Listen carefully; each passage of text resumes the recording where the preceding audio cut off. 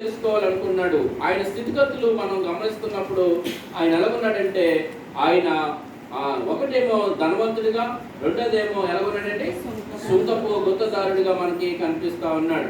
తర్వాత వచనాలు మనం చదువుతాం చూడండి. మూడవ వచనాన్ని చూద్దాం.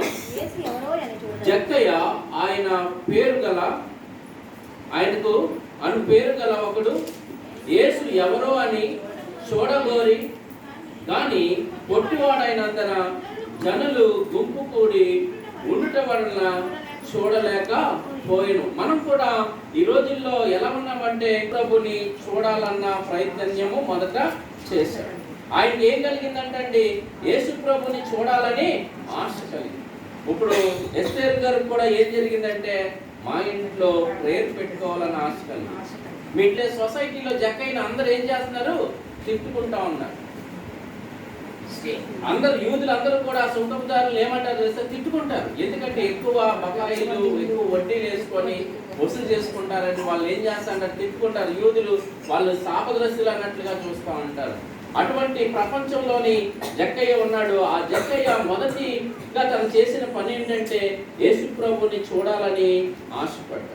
ఏం చేయాలనుకున్నాడంటే మొదటిగా యేసు ప్రభుని చూడాలనుకున్నాడు. కానీ అక్కడ ఉన్న వాళ్ళంతా ఎవరున్నారంటే పెద్దగా ఎత్తుగా ఉండడం వల్ల ఎవరూ కనబడలేదు.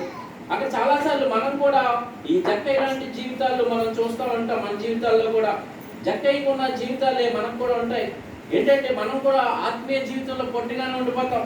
ఎక్కడ ఎలాగుంటామంటే ఆత్మీయ జీవితంలో, ఆధ్యాత్మికమైన మన జీవితాల్లో మనము ఎదగలేని పరిస్థితులు ఎందుకు ఉంటుందంటే అక్కడికి జక్కయ్య వాళ్ళందరూ పొడవుగా ఉన్నారు, నాకు కనబడట్లేదని అక్కడ ఆగిపోలేదు. మనం మాత్రం ఆగిపోయాం చాలాసార్లు. మన జీవితాల్లో మనం చాలాసార్లు ఆగిపోయాం. మన చర్చికి ఏంటంటే నేను యేసు ప్రభుని ఏమనుకున్నాడు? చూడాలి అని మొదటి ప్రయత్నం చేశాడు. రెండవ ప్రయత్నం కూడా ఆయన ఏం చేస్తున్నాడు చూడండి. 2వ వచనంలో అక్కడ 4వ వచనంలో చూడండి. అప్పుడు యేసు ఆ త్రోవను రానయ్యుండెను కనుక అతడు ముందుగా పరిగెత్తి ఆయన చూచుటకు ఒక మేడు చెట్టు ఎక్కెను. చూడండి, ఇప్పుడు అంత ధనవంతుడై అక్కడ ఏమని రాశాడంటే ముందుగా పరిగెత్తి యేసు ప్రభు ఏ దారిలో వస్తున్నాడో ఆ దారి గుండా ముందుగా నేను గెస్ చేసి ఈ దారిలోనే వస్తున్నాడు అనేసి ఆ దారిలో ఏ చెట్టు అయితే ఉందో ఆ చెట్టు నేను ఎక్కి ఆయన్ని చూడాలి అనుకున్నాడు. రెండోది, మొదటి ప్రయత్నం జనాలు అడ్డుగా ఎత్తుగా ఉన్నారనేసి ఏమాత్రం ఆగిపోలేదు. రెండవ ప్రయత్నం ఏంటంటే పరిగెత్తాడు. రెండవ ప్రయత్నం ఏం చేసాడంటే అక్కడ ఏమని చెప్పాడు? అప్పుడు యేసు ఏ త్రోవలో రానయ్యన్నాడో గనుక ముందుగా పరిగెత్తి. ఈ వయసులో పరిగెత్తడం చాలా కష్టం. ఏ వయసులో? ఇప్పుడు జక్కయ్య ఆ వయసులో పరిగెత్తడం చాలా కష్టం. ఒక ఉద్యోగిగా ఉంటూ ధనవంతుడై ఉండి పరిగెత్తడం అంటే ఎలా ఉంటుందో ఒకసారి ఆలోచించేయండి. ఎలా ఉంటుంది మనకి? ఇప్పుడు మనకి ఎలా ఉంటుంది అంటే మీరు లెక్క చేయలేదు. ఆ వయసుని కూడా లెక్క చేయకుండా ఎవరు ఏమనుకుంటారని చుట్టుపక్కల సొసైటీ గురించి ఆలోచించకుండా ఆయన ఏం చేశాడంటే దేవుణ్ణి చూడాలని ఆశతోటి పరిగెత్తి అక్కడ మెద్దు మీద ఎక్కడం మనకు కనబడతా ఉంది. ఆ మేడి చెట్టు ఎక్కడ మనకి కనబడతా ఉంది. ఏ మార్గంలో అయితే యేసు ప్రభు వస్తాడు ఆ మార్గంలోకి ఆయన రావాలని, యేసుని చూడాలని ఆశ అతనిలో ఎంతో బలంగా ఉందో మనకు దీనిని బట్టి అర్థమవుతాం. మనం చాలా మంది ప్రేయర్కి పిలిచాం. ఈరోజు ఎంతమంది మేడి చెట్టు ఎక్కాడు ఆయన యొక్క పరిస్థితి ఏంటో మనకి అర్థమవుతా ఉంది. అంటే ఆయన దేవుణ్ణి చూడాలనే దృక్పథం ఎంతగా ఉందో మనకి అర్థమవుతా ఉంది. తర్వాత 5వ వచనంలోని చూసాం. రెండు స్థితుల్లో మొదటి స్థితి ఏంటి? ఆయన ఎవరు? మొదటి అడుగుతున్నాను మీరు. ఆయన గుప్తదారుడు, ధనవంతుడు. 2 స్థితులు చూస్తాం. ఇప్పుడు కూడా మళ్ళీ 2 ప్రయత్నాలు చూస్తున్నాం. 2 ప్రయత్నాల్లో ఒక ప్రయత్నం ఏంటంటే చూడాలని ఆశ ఒకటి ఉంది. 2వ ప్రయత్నం ఏంటంటే ఆయన వేరే ఏ దారిలో వస్తున్నాడు ఆ దారిలోకి వెళ్ళి చెట్టు ఎక్కి కూర్చున్నాడు. అది 2వ ప్రయత్నం. ఇప్పుడు 3వది చూద్దాం. అందులోనే చూడండి. ఇప్పుడు 3వది ఏమిటో చూద్దాం. చూడండి అక్కడ ఆ వచనాలు చూద్దాం. 5వ వచనం చదువుతాం చూడండి. యేసు ఆ చోటికి వచ్చినప్పుడు చూచి జక్కయ్య త్వరగా దిగుము, నేడు నేను నీ ఇంట నుండవలసి ఉన్నదని అతనితో చెప్పగా. చాలండి, ఒక్క నిమిషం ఆగుదాం. ఇక్కడ యేసు ఆ చోటికి వచ్చినప్పుడు కనులెత్తి చూచి జక్కయ్యను త్వరగా దిగుము, నేడు నీ ఇంట నుండవలసి ఉన్నదని అతనితో చెప్పగా ఇప్పుడు యేసుప్రభుకి జక్కయ్యకి ఎప్పుడైనా లింక్ ఉందని మనకి ఎక్కడైనా చెప్పాడా బైబిల్లో ఎక్కడైనా? లేదు. నేను అబ్రహాం కన్నా ముందున్నానని యేసుప్రభు చెప్పాడు కానీ జక్కయ్య కన్నా ముందున్నానని చెప్పాడా? లేదా జక్కయ్య పేరు ఎక్కడైనా కనీసం బైబిల్లో ఎక్కడైనా ఎత్తాడా? కానీ యేసుప్రభు ఆయన దగ్గరికి వచ్చినప్పుడు ఆ చెట్టు కోసం చెట్టు మీద ఉన్న జక్కయ్యని ఎందుకు దర్శించాడు అంటే నేను పేరు పెట్టి పిలుస్తానన్న మాట బైబిల్లో రాయబడి ఉంది. ఆ మాటను కూడా మనం ఇక్కడ తీసుకోవాల్సి వస్తుంది. యేసుప్రభు అక్కడ వచ్చిన తర్వాత జక్కయ్యతో యేసు మాట్లాడిన 2 మాటల విషయంలో చూస్తే జక్కయ్య త్వరగా దిగుము అన్న మాట ఒకటి, రెండోది ఏంటంటే నేడు నీ ఇంట నేను ఉండవలసి ఉన్నది. ఈరోజు మనము ప్రభు వారు ఇలాగే కానీ మనలంటే మన పరిస్థితి ఏంటి? మన హృదయంలోనికి యేసు ప్రభు వస్తే ఎలా ఉంటుంది? నీ హృదయం దేనితో నిండిపోయి ఉంది? నీ హృదయంలోనే ఉన్న ఆ కోరికలు లేదా ఈ లోకాశలతోటి నువ్వు ఉండిపోయి ఉంటే దేవుడు నీ హృదయంలోకి వస్తున్నానంటే నువ్వు ఎలాగ ప్రిపేర్ అవుతావు? కానీ అక్కడ జక్కయ్య ఆ సమయంలో ఎలా ప్రిపేర్ అయ్యాడు? డైరెక్ట్ గా యేసు ప్రభు మాట్లాడుతూ ఉన్నాడు ఆయనతోటి. ఏమంటున్నాడంటే జక్కయ్య నేను నీ ఇంట ఉండవలసి ఉంది, నీ ఇంట నేను ఉండవలసి ఉంది అని జక్కయ్యతో అంటా ఉన్నాడు. అతన్ని పేరు పెట్టి పిలుస్తా ఉన్నాడు. జక్కయ్య అని పేరు పెట్టి ఆయన్ని పిలుస్తా ఉన్నాడు. అక్కడ మనము యేసయ్యకు మనందరి పేర్లు కూడా తెలుసు. యేసయ్యకి మన అందరి పేర్లు తెలుసు. ఆయన తెలియదంటే ఏమీ లేదు. అర్థమైందండి? మన అందరి పేర్లు ఆయనకి తెలుసు. అక్కడ యేసయ్య ఆయన దగ్గరికి రావడానికి ఆయన చెట్టు దిగమన్నది దేనికి అంటే కారణాలు చాలా ఉన్నాయి. అందులో కారణం ఏంటంటే ఒకటి, ఆ జక్కయ్య తన దగ్గరకు రావాలని చెట్టు దిగమన్నాడు. మొదటిగా చెట్టు దిగితే ఎక్కడికి వస్తాడు జక్కయ్య? యేసు ప్రభు దగ్గరికి వస్తాడు. ఎక్కడున్నాడు? చెట్టు మీద ఉన్నాడు. రెండవది ఏంటంటే ఆయన నడవడానికి, ఆయనతో జక్కయ్య యేసు ప్రభుతో నడవడానికి రమ్మంటా ఉన్నాడు. ఇప్పుడు మన జీవితాల్లో యేసు ప్రభు మన హృదయంలోకి వచ్చిన తర్వాత మనల్ని ఆయనతో ఉండడానికి పిలుస్తాడు. దేనితో పిలుస్తాడు? దేనికి పిలుస్తాడండి? ఆయనతో ఉండడానికి లేదా ఆయనతో నడవడానికి, ఆయనతో దగ్గరగా ఉండడానికి, నువ్వు ప్రార్థన పాటలు ఆరాధన అంటూ ఆయనకి దగ్గరగా ఉండడానికి. రెండవది అందులో ఇంకా కొన్ని విషయాలు చూస్తే ఆ జక్కయ్య ఇంటికి వెళ్ళడానికి, అక్కడ బాహ్యంగా ఒక ఇల్లు ఉంది కదా, యేసు ప్రభు దృష్టిలో ఒక ఇల్లు ఉంది ఆయనకి. మనకి హృదయమైన ఇల్లు ఆత్మీయమైంది. ఆయన ఇంట్లో ఏముందంటే జక్కయ్య ఇల్లు ఉందా, జక్కయ్య ఇంటికి వెళ్ళాలని ఒక ఆశ. రెండోది ఏంటి, అందులో ఇంకా కొన్ని విషయాలు ఏంటంటే సహవాసం చేయడానికి, ఫెలోషిప్ చేయడానికి. ఎవరితో సహవాసం చేయాలనుకుంటున్నారు? యేసు ప్రభు జక్కయ్యతో సహవాసం చేయాలి అనుకుంటున్నాడు. అదేంటండి? చేసినాడు సహవాసం చేయాలనుకుంటున్నాడు. అంతేకాదు జక్కయ్య జీవితంలోని ఏం చేయాలనుకుంటున్నాడంటే మార్పు తీసుకురావాలి అనుకుంటున్నాడు. ఏమనుకుంటున్నాడండి? మార్పు తీసుకురావాలి అనుకుంటున్నాడు. తర్వాత ఏమనుకుంటున్నాడంటే ఆ ఇంటికి రక్షణ ఇవ్వాలి అనుకున్నాడు. ఆ ఇంటికి ఏమి ఇవ్వాలనుకున్నాడు? రక్షణ ఇవ్వాలనుకున్నాడు. తర్వాత నువ్వు అబ్రహాము సంతానము అన్నాడు. ఇవన్నీ అనడానికి ఆయన ముందు చెట్టు దిగమన్నాడు. చాలాసార్లు మనము ఏమని చెప్తామంటే ఇవన్నీ కూడా చెట్టు దిగమనగానే మనం దిగం. మరి బాబు ముందు ఆ ఉద్యోగం ఇచ్చిపెట్టి రారా అంటే రా, పోనీ ఉద్యోగం చేసుకో, నేను ఇచ్చిన సమయానికి రా అంటే అది రామ్. ఉద్యోగం లేనప్పుడల్లా ఉద్యోగం కావాలని ప్రార్థన చేయమంటారు. ఉద్యోగం వచ్చిన తర్వాత ఆ ఉద్యోగమే దేవుడి దగ్గరికి ఆటంకాలు అయిపోతూ ఉంటాయి. ఏంటంటే బిజీ. జక్కయ్య తోటి దేవుడు ఇద్దరు కూడా సహవాసం చేయడానికి దిగమని చెప్తా ఉన్నాడు. తర్వాత ఇంకొక అందులోనే ఏమన్నాడంటే అక్కడ నేడు నేను నీ ఇంట ఉండవలసి ఉన్నది. ఎక్కడ ఉండాలనుకుంటున్నాడంటే అండి యేసు ప్రభు ఆయన ఇంట్లో ఉండాలి అనుకుంటున్నాడు.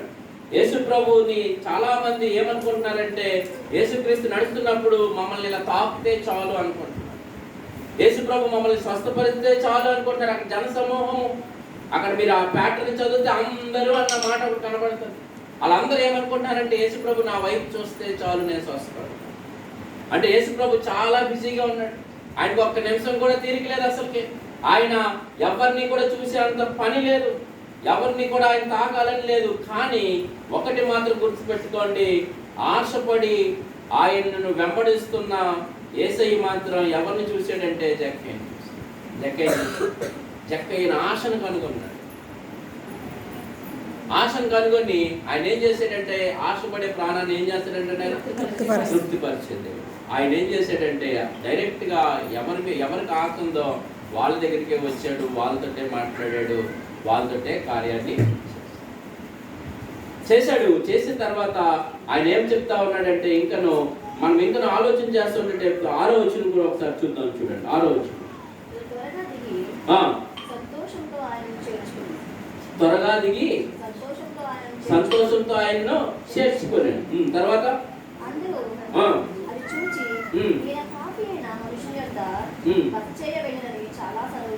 చూడండి ఇక్కడ నుంచి సబ్జెక్ట్ అంతా మళ్ళా వేరే కాలుతుంది. అతడు త్వరగా దిగి సంతోషంతో ఆయనను చేర్చుకొనెను.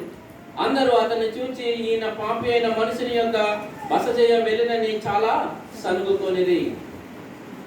తర్వాత అక్కడ ఉన్న ప్రజలందరూ అన్న మాట చూడండి, అందరూ అది చూచి అక్కడ ఎంతమంది అయితే ఉన్నారో వాళ్ళందరూ ఏమనుకుంటున్నారంటే, అప్పటి వరకు జక్కయ్య వాళ్ళందరి దృష్టిలో ఎటువంటి వాడంటే పాపి అయిన వాడు. ఎవరికైనా పాపి అయిన వాడు,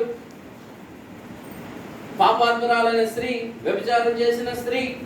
మనం చూస్తున్నప్పుడు ఆయన దగ్గరికి వచ్చి ఆయన మాట్లాడుతున్న మాట ఏంటంటే, అమ్మ వాళ్ళు ఏమీ చేయలేదా, నేను నిన్నేమి చేయను, ఇకనైనా నువ్వు ఈ పాపం చేయకుండా ఉండు అన్నప్పటి నుంచి ఆవిడ ఇంకా అక్కడి నుంచి పవిత్రంగా జీవించినట్టు మనకు కనబడుతుంది.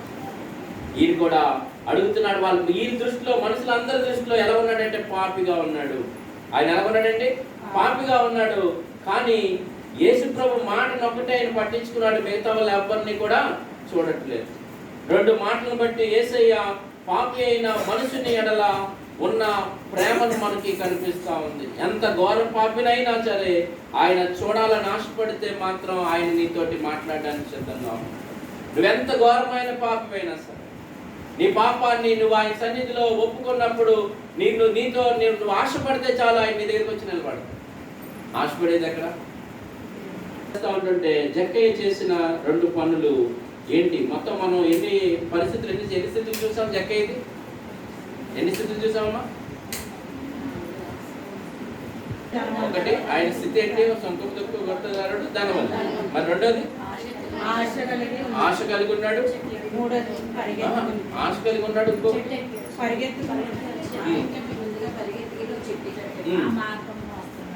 ఓకే. తర్వాత నీ ఇంట్లో ఉంటాను, నీ ఇంట్లో ఉండవలసి ఉన్నది అనేసి చెప్తా ఉన్నాడు.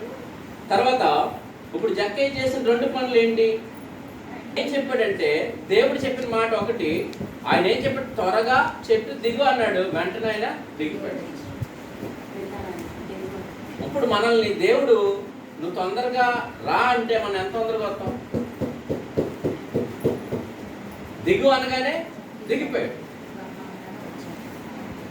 చూడాలని ఆశపడి ఎక్కాడు. చెట్టు ఎక్కడ వచ్చా రాదో మనకు తెలియదు, కానీ చెట్టు ఎక్కాడు. మీకు ఎవరికైనా చెట్టు ఎక్కడ రాదా? రాకపోతే చెప్పండి.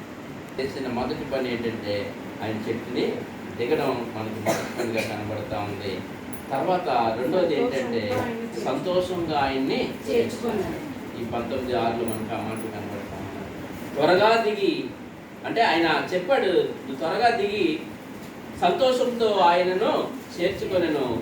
అందరూ అది చూచి ఈయన పాపి అయిన మనిషిని యొక్క ఏంటిలాగా ఉన్నాడు అనేసి మాట్లాడుకుంటా ఉన్నారు. కానీ జక్కయ్య మాత్రం ఏం చూపించాడంటే దేవునికి విధే మనుషులందరినీ చూస్తున్నాడు. ఆయన ఒక్కడే పరిశుద్ధులు తప్ప మిగతా వాళ్ళు ఎవరు కూడా పరిశుద్ధులు కాదు. తర్వాత ఆయన 2 విషయాలు మనం చూసాం. తర్వాత ఇంకా మనం చూస్తూ ఉంటుంటే దేవుడు ఎప్పుడైతే తనని దిగమన్నాడో అక్కడ 8వ వచనం చూడతాం. 9వ వచనం చదవండి. జక్కయ్య నిలవబడి ఏమంటే ఆయన దేవుడు మాట్లాడాడు. అసలుకి ఈయన ప్రభుని ప్రేమతో ఆహ్వానించుకున్నాడు, సంతోషంగా చేర్చుకున్నాడు అంటే ఇంట్లో. ఇప్పుడు ప్రభు సంతోషంగా చేర్చుకున్నప్పుడు తన హృదయంలోకి వెళ్ళిపోయాడు. చూడండి, ప్రభు వస్తానన్నప్పుడు నిజాన్ని మన ఇంటికి వస్తానంటే మనం ఏం చేస్తాం? సంతోషంతో ఆయన చేర్చుకున్నాడు. ఆయన ఇంట్లోకి రాగానే ఆయనకి ఏం కలిగిందంటే అంతే, వెలుగు వచ్చేసింది. ఎప్పుడైతే దేవుని వాక్యం మనకి మనోనేత్రాలు తెరవబడుతుందో అప్పుడు నువ్వు నిలబడలేవు. వాక్యం కోసం ఆరాట పడతావు, వెంపర్లాడుతావు. సమయం ఎప్పుడు ఇస్తాడా పాస్టర్ గారు, ఎప్పుడు ప్రార్థన పెడతాడా, లేకపోతే ఎప్పుడు ప్రార్థన పెట్టించుకుందామా అనే ఆశ మనలోని ఆశ రేకెత్తారు. దేవుడు మనకి ఎప్పుడు నాకు వాక్యం చదవమంటాడా, ఎప్పుడు ప్రార్థన లేకపోతే పాటలు పాడమంటాడా, ఈ టైప్ ఆఫ్ మనం వెంపర్లాడుతూ ఉంటాం. దేవుడు నీ హృదయంలోకి వస్తే నిజంగా నీకు ఈ టైప్లోనే వెంపర్లాడతాం. దాంట్లో ఏ మాత్రం కూడా ఇంకోటి అసూయ ఏముండదు. తర్వాత ఇంకోటి అప్పుడు ఆయన చేసిన పని ఏంటో చూడండి. ఎంతకి నా ఆస్తిలో సగభాగము పేదలకు ఇచ్చుచున్నాను. నేను ఎవని యొద్దనైనను అన్యాయముగా దేనినైనను తీసుకుని ఎడల అతనికి 4 గంటలు మరలా చెల్లించునని ప్రభుతో చెప్పారు. అంటే మీరు అందరూ యేసు ప్రభు పేదలకు ఇచ్చుచున్నాను. నేను ఎవని యొద్దనైనను అన్యాయముగా దేనినైనను తీసుకుని ఎడల అది అతనికి 4 గంటలు మరలా చెల్లించునని ప్రభుతో చెప్పాడు. మొదటి నిర్ణయం ఏంటంటే, ఒకటి అన్నాడు, నా ఆస్తిలో సగభాగం పేదలకు ఇస్తాను. పేదలకు అప్పిచ్చేవాడు ఎవరంటండి? ఎవరికి అప్పించినట్లంట? యెహోవాకు అప్పించిన. పేదలకి మన ఇంట్లోనే సగభాగం, నా ఆస్తిలో సగభాగం పేదలకు ఇస్తాను. ఒక ధనవంతుడు వచ్చాడు యేసు ప్రభు దగ్గరికి. ఎవరి ఆస్తిలో ధనవంతుడు వస్తే ధనవంతుడు అన్నాడు, ప్రభు ఆ పరలోక రాజ్యంలోకి వెళ్ళాలంటే ఏం చేయాలి నేను అన్నాడు. ప్రభు అన్నాడు, అంటే నీ ఆస్తి అంతా కూడా పేదలకు పంచిపెట్టి రా అన్నాడు. అనగానే ఈ ధనవంతుడు మాత్రం ఆ డబ్బుని విడిచిపెట్టలేక వ్యసనపడి దేవుని మాటను వెనక్కి తీసి ఆయన ప్రభువుని అంగీకరించాడు.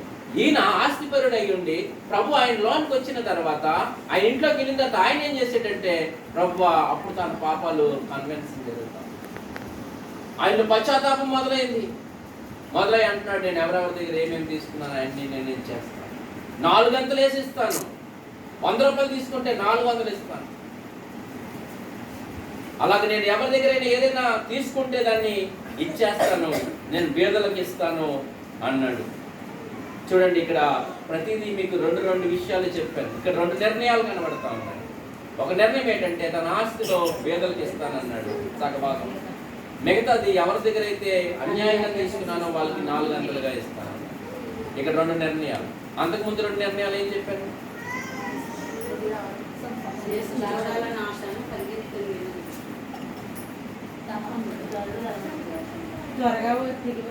సంతోషంగా చేర్చుకోవడం. తర్వాత ఇంకోటి ఏంటి చెప్పాం? నుండవలసి ఉన్నది ఒకటైతే, త్వరగా దిగుము అన్నది ఇంకొకటి. ఇది తర్వాత ప్రయత్నాలు ఏం చేశాడు? చెట్టు ఎక్కాడు, తర్వాత చూడడానికి వెళ్ళాడు. ముందు ఆశపడ్డాడు, తర్వాత చూశాడు.